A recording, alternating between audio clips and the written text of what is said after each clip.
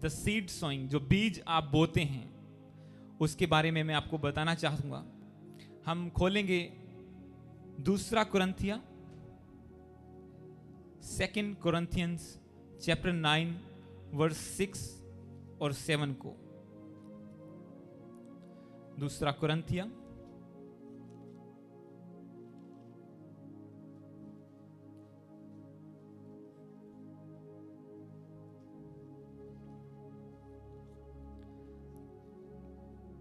Chapter 9 verse 6 और 7।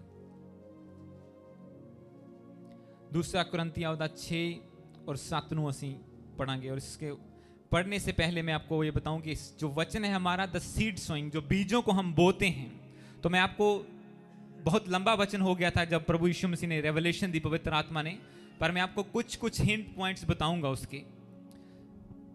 तो पहला पॉइंट है, जब हम बीजों को बोते हैं, हम, ये कोई दान नहीं है जो हम परमेश्वर को देते हैं, ये परमेश्वर की आज्ञा को हम पूरा करते हैं, अपने प्रेम को प्रैक्टिकली दिखाते हैं परमेश्वर के सामने। तो पहले पॉइंट में क्या है कि कैसे बीज बोना चाहिए, how to sow. Seed sowing हमारा आज का टाइटल है, द सीड सोइंग, बीजों को बोना। और पहला पॉइंट है कि हाउ टू सो, कैसे बीज बोना चाहिए। इस वचन को मैं पढ़ूंगा। 9:6 में लिखा, परंतु बात यह है कि जो थोड़ा बोता है वह थोड़ा काटेगा भी, और जो बहुत बोता है वह बहुत काटेगा। हर एक जन जैसा मन में ठाने वैसा ही दान करे, ना कुड़ के और ना दबाव से, क्योंकि परमेश्वर हर्ष से देने वालों से प्रेम रखता है। मैं 7 को इंग्लिश में पढ़ूंगा। इसमें लिखा, each one must give as he has decided in heart, not under compulsion, for God loves a cheerful giver। तो पहला पॉइंट क्या है हमारा, कैसे हमें बोना चाहिए।